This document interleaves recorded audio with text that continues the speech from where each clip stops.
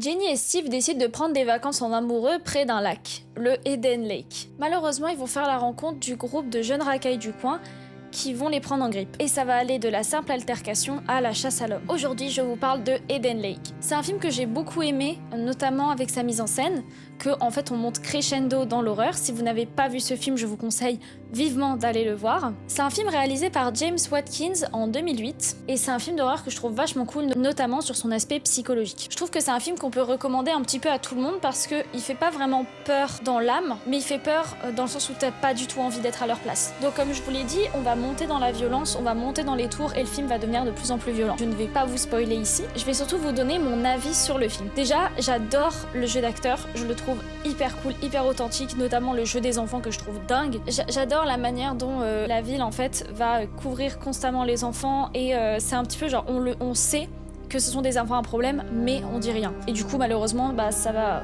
aller dans le pire.